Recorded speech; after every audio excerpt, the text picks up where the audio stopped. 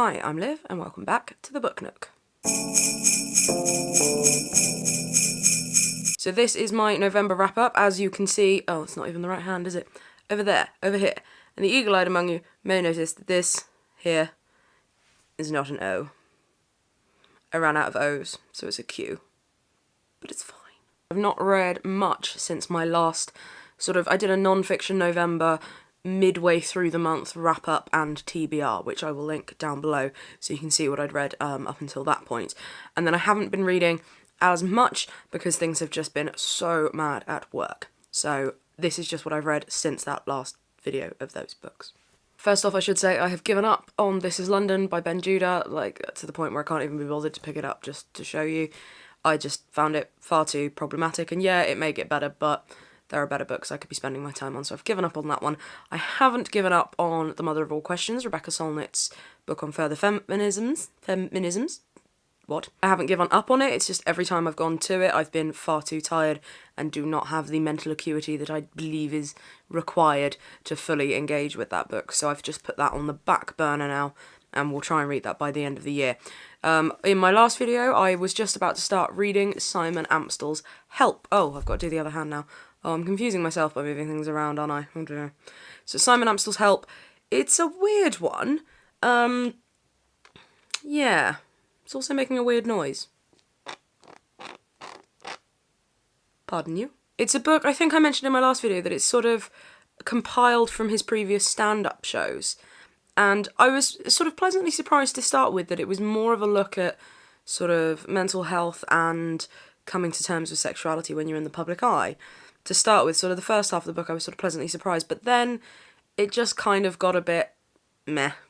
If I'm honest, not necessarily my cup of tea.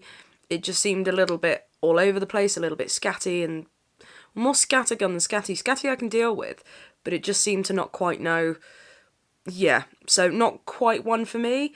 Not one of my best books of the year, not one of my worst books of the year. If you like Simon Amstell, you'll like it. It's got his sort of trademark humour in there, but for me it was just a bit meh.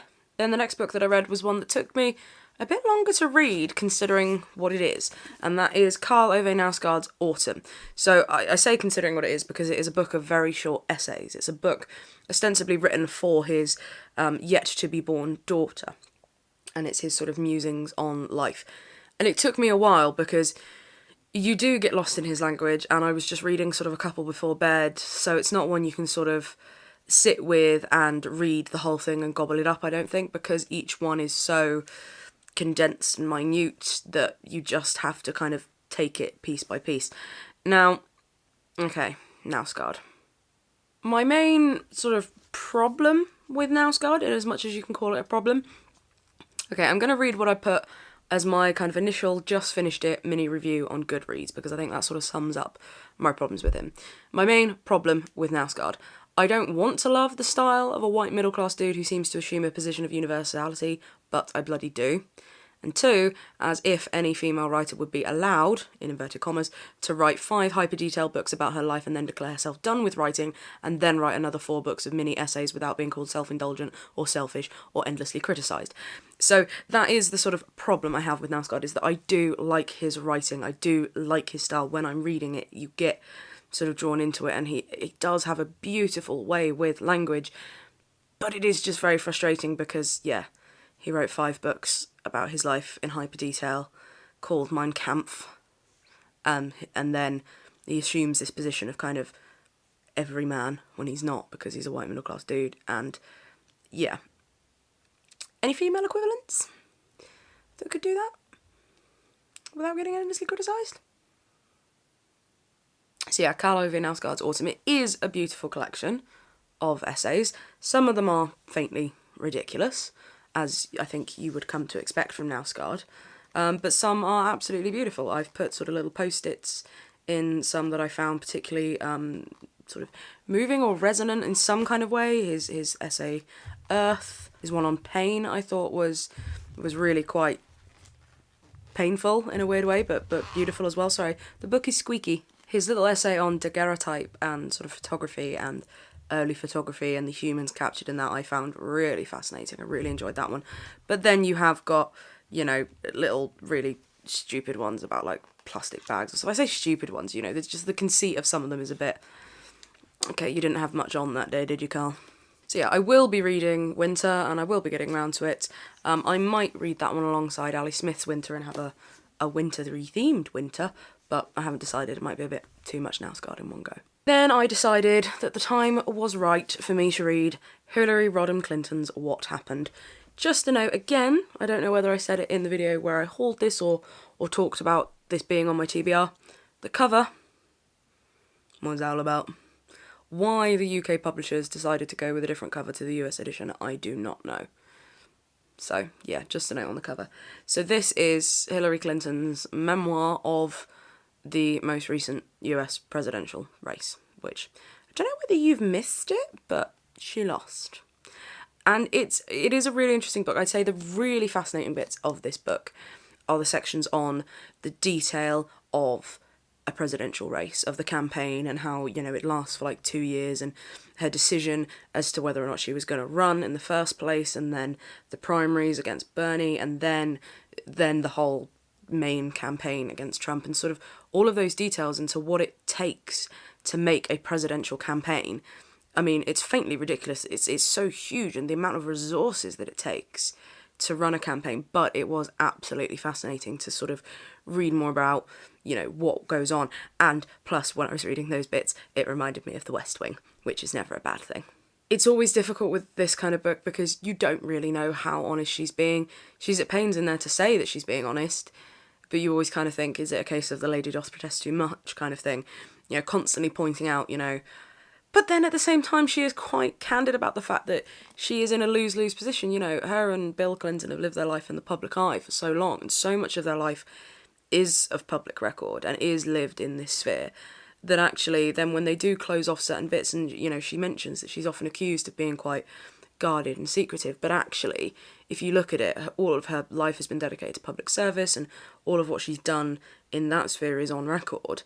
So when there are parts of her life that she decides, you know, well, I'm not going to talk about that, or, you know, I'm just going to pull back on this little bit, she's in this lose-lose situation where it's like, oh, well, why don't you want to talk about that? Why don't you want to talk about that? There must be something to hide. Whereas actually it's a case of, well, you know what, I'd just rather not talk about every single facet of my life. So it was a really interesting book. You read this and it makes you angry about, you know, it makes you angry about the election all over again, not just the way she was sort of treated in the media. And, you know, she pulls lots of stats about, you know, how, I think at one point her emails, the coverage given to her emails, was 3 times more than any policy in the media in an election. And it usefully sort of broke down what the scandal sort of was with the emails. Obviously, it's coming from her rather than an outside source, but she puts in bits there where she's been criticised and sort of unpicks them, and it feels relatively even-handed. But then I did at times also feel, okay, well, you are holding back, and then I'm thinking, well, that's the whole thing that she's talking about in there is, you know, how much is she allowed to hold back when she's in the public sphere like this, and how do you sort of weigh that versus, you know, Donald Trump still hasn't released his tax returns, but, you know, people get pissy if Hillary Clinton doesn't want to talk about how she feels. So it is all a bit strange, and so I think, in all, a really interesting biography, a funny one because she is this character that you kind of feel like you know but also don't know, and a lot of it, when I was reading, I was thinking, okay, how much of my opinion of Hillary Clinton, such as I have, I mean, it's different, I think, for us in the UK than it is in America, you know, where she has been in public office for so long. How much is my opinion of Hillary Clinton coloured by the bits of media coverage that do make their way over here? You know, I don't really know her. She's not been, you know, in a position of power in our country to have that kind of scrutiny over here. So I think scrutiny is the word that I think, yeah, there's a level of that in here. She scrutinises herself. She unpicks the campaign, what went wrong, what, from her position, why she made the decisions she did, and why she thinks they were wrong or right, and what she wishes she could have done differently. So I think it's an interesting look from an interesting woman about an interesting time. So yeah, that is what I have read so far. I have started reading a couple of books as well that by the time this goes up, I will have definitely finished one. The other one is going to be a sort of between now and Christmas read. So the first one is Mary Beard's Women and Power, a Manifesto. So I started this the other day, and yeah, I think I've talked about this in a couple of videos before. Mary Beard obviously has been victim to some horrendous abuse on Twitter for daring to have an opinion about something. An informed opinion, you know, one that she's pretty damn qualified to have. So it's a really interesting look so far, looking at the sort of historical nature of female oppression in the public sphere in terms of language. I'm sort of reading the first of the two essays that are in there, and it's absolutely fascinating. She's looking at, you know, the linguistic and is it etymological or entomological? I can never remember. The sort of roots of language in power, and how we talk about women talking, and how what women are allowed to talk about, and how that's sort of dripped down all the way through sort of Western civilization. So it's really fascinating so far. I'm excited to get dug into this one. So this one I will probably have finished by the time this video goes up. One that I won't have done, but is going to be a between now and Christmas fun read. I like to have one of these every year, and this time of year, you know, these kinds of books are always coming out, and this particular one I've been so excited about. You'll have seen it in my haul as well, and that's the book of the year by the guys from No Such Thing as a Fish. No Such Thing as a Fish, the podcast, got me through, did actually get me through like most of my MA, and I sort of discovered it a little bit late and caught up with it in sort of like a couple of weeks. I just blitzed all of them, and then, you know, the episodes coming out regularly that had got me through my MA and has got me through some tricky times. So I love the guys that No Such Thing as Fish. So the book of the year, it's sort of fantastic and strange facts from 2017, and I'm sort of going to read like a little section probably in bed most nights. So I've only read A so far, really sort of fascinating things that you may have missed throughout the year, some fun, some depressing, some inspirational. And the guys that No Such Thing as a Fish, there are little, all the way through interspersed with kind of like little conversations between them about facts, and yeah, they're just hilarious. I thoroughly, like, as a gifty one, and I probably will do like a gifty recommendation video at some point over Vlogmas. This is fantastic as a kind of year's roundup thing. This is my sort of pick of these kind of books for definite. So yeah, I'm going to be reading that one. So yeah, slower end to the month reading wise. Reflections on non-fiction November in general. I think I have mentioned this in either my haul, I'm getting thoroughly confused now already, but essentially I think it was good for me in that it got me reading more non-fiction than I normally read. But it possibly wasn't the best thing for me because I'm really missing fiction. So towards the end of this month, I think part of the reason my reading has slowed down and my enthusiasm has tailed off is because I need some fiction in my life. I want some escapism. I want something that I can sort of get my teeth into that will sort of reflect real life, but isn't necessarily the depressing reality of a lot of things. You know, a lot of these books that I've read for Non-Fiction November, they've opened my eyes to things, they've got me angry and frustrated, but I think if I solely read non-fiction, I would, that's not the kind of reader I'm likely to become. It has made me think about my habits as a reader in general, in terms of fiction versus non-fiction and how much I read of each, because as I say, there are some fantastic non-fiction books out there that I think I just kind of always think, oh yeah, I'll get round to them. But I think it is a different reading space that you kind of occupy when you come to a non-fiction book as opposed to a fiction book. I know I just sort of said as a throwaway there, I'm missing fiction for the escapism, and although it reflects real life, and there is that slight kind of difference for me anyway as a reader, and I'd be intrigued to know if it's, you know, the same for other readers, that when you come to a non-fiction book versus how you come to a fiction book, you come to it with slightly different expectations, of course, and you, I think, read in a slightly different way. The ways that I have read these non-fiction books this month, all of them slightly different to each other, is so different again from fiction that, yeah, that thought just ended there.